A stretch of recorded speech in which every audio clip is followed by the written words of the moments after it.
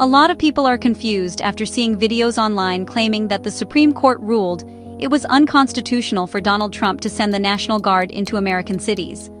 That sounds dramatic, but it's not quite true. Let's break it down in a simple way.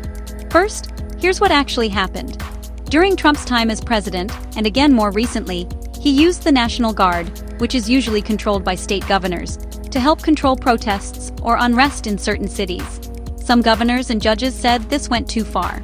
They argued that Trump was using military power where it didn't belong, and that he needed state or congressional approval to do so. One judge in California even said it violated a law called the Posse Comitatus Act, which stops presidents from using soldiers as police officers. That's a serious charge, but it came from a lower court, not the Supreme Court.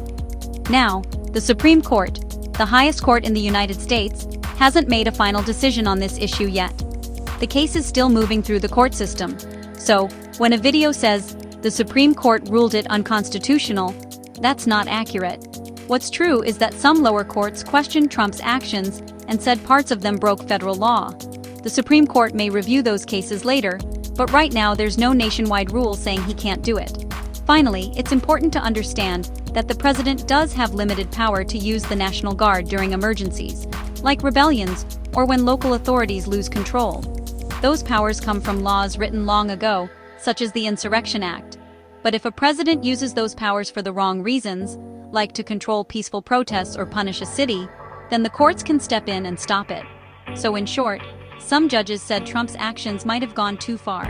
The Supreme Court has not ruled on it yet. And while a president can deploy the Guard in rare emergencies, doing so without real justification can break the law. That means the video you watched was partly right, but also partly wrong. It mixed real facts with assumptions. Always double-check big claims, especially when they involve the Supreme Court or unconstitutional actions.